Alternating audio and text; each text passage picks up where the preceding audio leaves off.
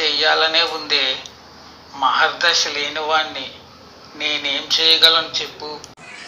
అబ్బా, మహర్దశ కావాలా? అంటే ఏంటది? చెప్తాను ఇను.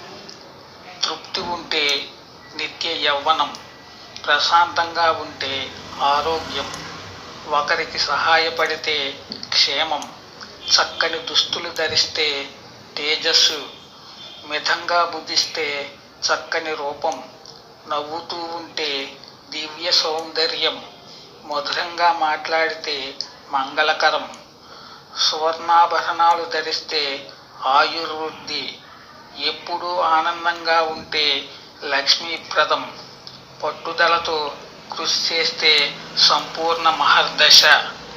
అబ్బా, అంతుందా?